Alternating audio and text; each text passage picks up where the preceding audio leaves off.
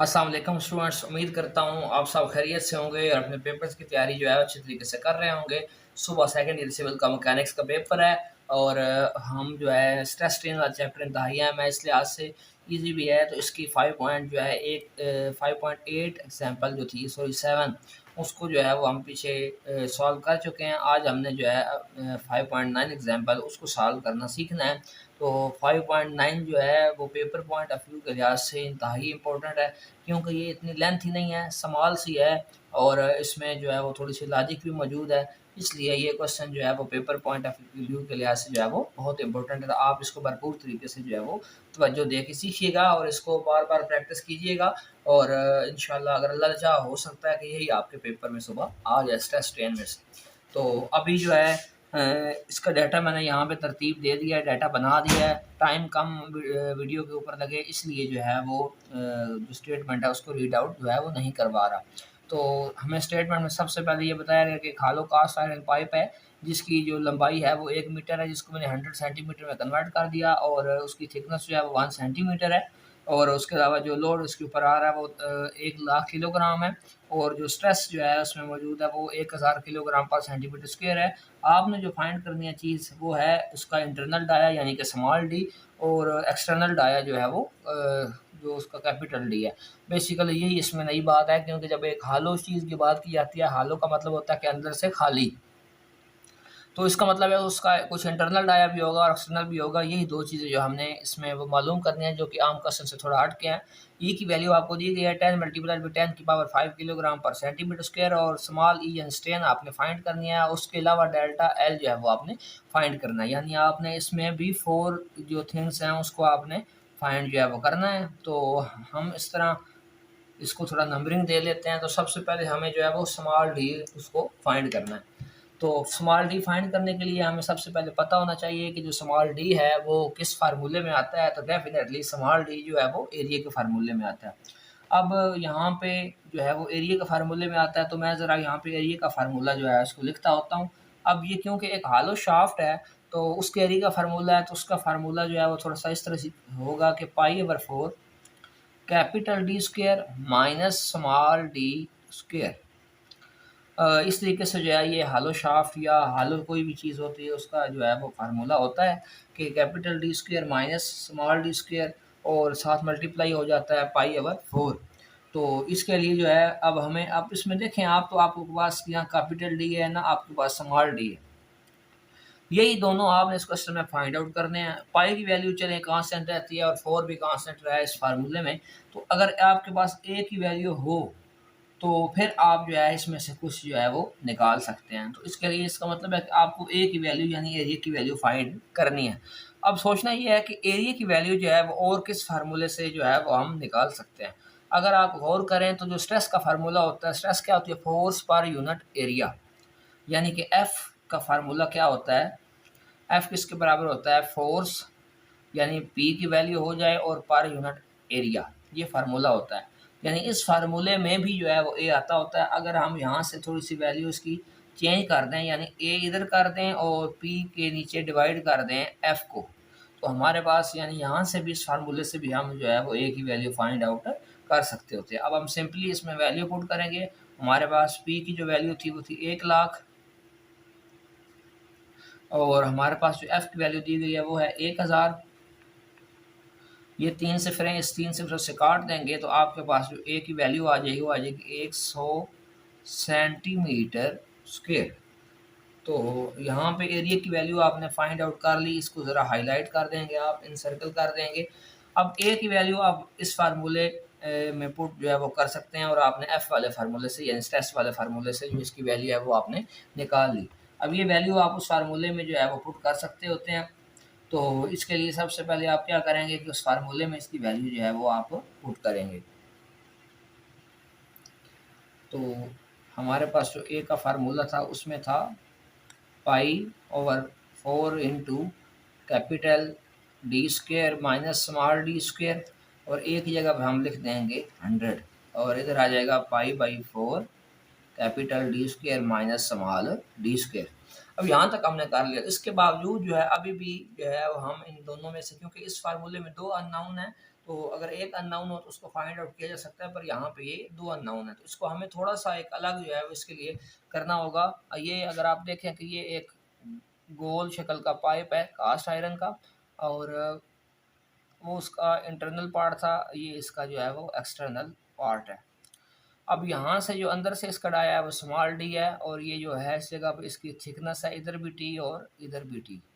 तो उसका जो एक्सटर्नल डाया होता है वो होता है इसका ये वाला एक्सटर्नल डाया, यानी कि कैपिटल डी। तो यहाँ से अगर आप चेक करें तो हमने अगर कैपिटल डी की वैल्यू इसमें से निकालनी हो तो हम लिख सकते हैं कि capital D is equal to D plus two T, कि ये अंदर से डी और इस साइड से भी टी और इस साइड से भी टी, यानी अगर 2t प्लस डी करें हम तो हमारे पास जो है वो कैपिटल डी इसका फार्मूला यानी इसकी वैल्यू जो है वो हमारे पास निकल आएगी। अब ये वाली जो वैल्यू है वो हम अपने इस वाली जो इक्वेशन हमारी है ये इसमें हम पुट कर देते हैं, यानी कि 100 is equal to pi by 4 into, अब जो कैपिटल डी स्क्वायर है इसकी जगह पे हम इसको लिख लेते हैं कि डी प्लस 2t और इसका स्क्वायर माइनस जो है वो स्मॉल डी का स्क्वायर, और इसको हम क्लोज कर देते होते हैं। अब इसको मज़ीद थोड़ा सा हम जो है वो सिंप्लीफाई कर लेते हैं। ये a plus B whole square का फार्मूला बन जाएगा, यानी पहली का स्क्वायर प्लस दूसरी का स्क्वायर यानी 4t स्क्वायर, और प्लस जो है वो 2 फार्मूले का आ जाएगा, और साथ जो है पहली रकम जो है वो d आ जाएगी, साथ इसकी जो दूसरी रकम है वो है 2t, साथ आ जाएगा माइनस का डी स्क्वायर, और इसको हम क्लोज कर देंगे। यहाँ पे हमारे पास जो है वो 100 मौजूद है।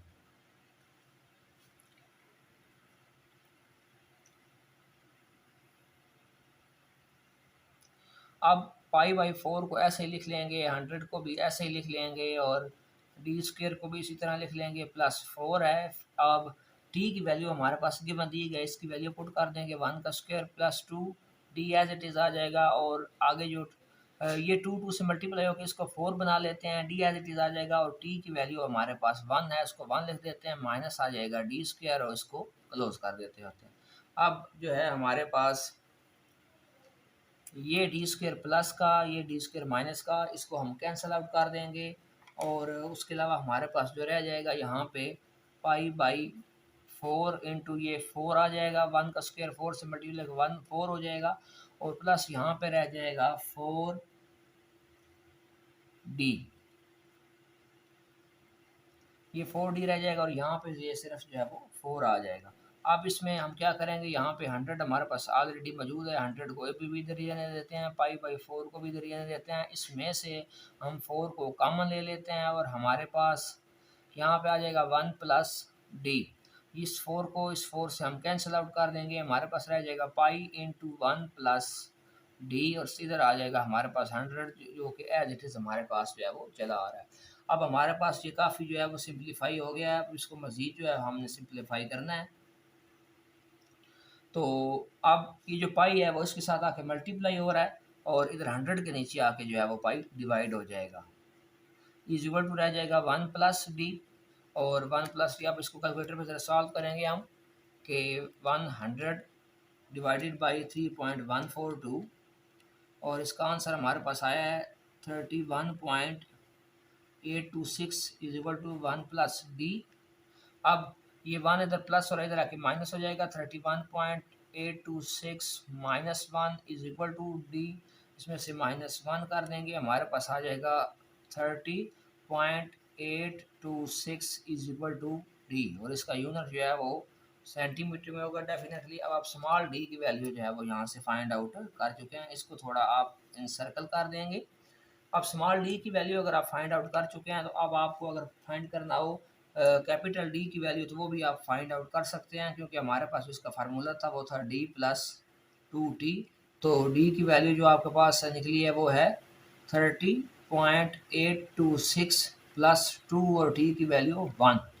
तो ये क्या हो जाएगा, इसको इसमें प्लस करेंगे तो 32.826 जो है सेंटीमीटर में आपके पास कैपिटल डी की वैल्यू जो है वो निकल आएगी। और इस क्वेश्चन में आपको ये 2 वैल्यूज़ जो है ये बुनियादी वैल्यूज़ थी, ये आपको फाइंड आउट करनी थी। उसके अलावा अब अगर आप क्वेश्चन में देखें तो आपने स्मॉल डी और कैपिटल डी इन दोनों की वैल्यू फाइंड आउट करनी थी, और उसके अलावा आपने ई की वैल्यू फाइंड आउट करनी है और डेल्टा एल की वैल्यू जो है इसमें फाइंड आउट करनी है। तो अगर आपके पास डेल्टा एल निकल आए तो ई की वैल्यू भी आप इजीली निकाल सकते हैं, और क्योंकि आपके पास इलास्टिसिटी मॉडुलस की वैल्यू भी दी गई है, इससे भी आप ई की वैल्यू जो है वो निकाल सकते हैं। तो अब हम जो है हमारा नेक्स्ट स्टेप है वो है स्मॉल ई की वैल्यू फाइंड आउट करना।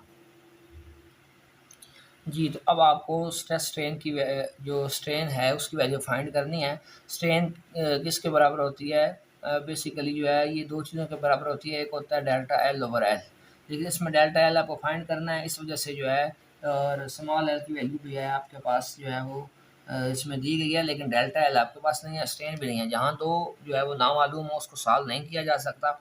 अब हम देखेंगे कि मज़ीद जो है ये ई जो है वो किस फार्मूले में आता है। तो मॉडुलस ऑफ इलास्टिसिटी का जो फार्मूला है वो क्या होता है? एफ ओवर ई, यानी स्ट्रेस ओवर स्ट्रेन। तो इसकी अगर हम जगह चेंज कर लें तो ई इज इक्वल टू क्या हो जाएगा? एफ ओवर कैपिटल ई यानी इलास्टिसिटी। अब स्ट्रेस की वैल्यू आपने देखनी है कि आपके पास है या नहीं, तो स्ट्रेस की वैल्यू जो है वो आपको क्वेश्चन में जो है वो दी गई है, और ई की वैल्यू भी आपको क्वेश्चन में के डाटा में जो है वो दी गई है। अब सिंपली आप यहाँ पे पुट कर देंगे। स्ट्रेस की वैल्यू आपके पास 1000 है, और ई की वैल्यू जो है वो 10 मल्टीप्लाई बाई 10 रेज़ की पावर 5 थी।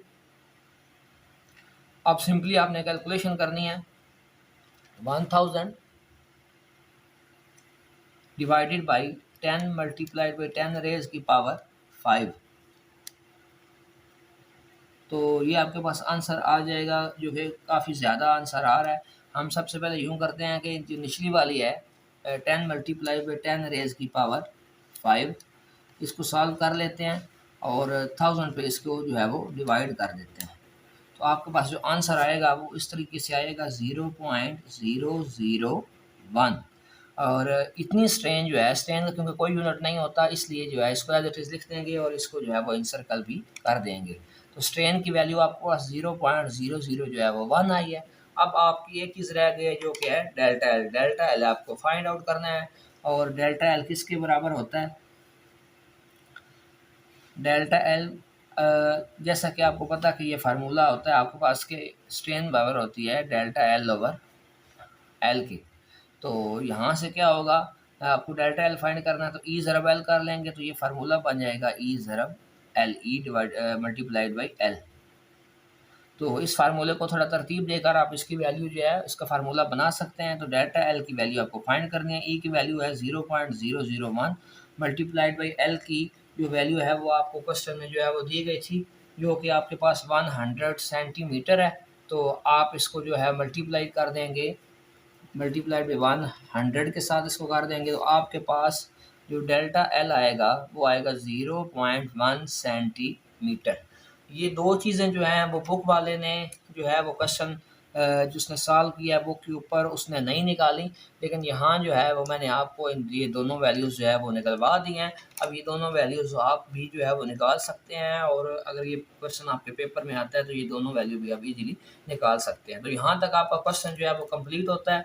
उम्मीद करता हूँ कि ये क्वेश्चन भी आपको अच्छे से समझ आ गया होगा। अगर फिर भी इसमें अगर आपको कोई बात पूछनी है तो आप मुझसे जो है कमेंट सेक्शन में पूछ सकते हैं। तो अपने नेक्स्ट वीडियो तक के लिए इजाज़त चाहता हूँ। अल्लाह हाफ़िज़।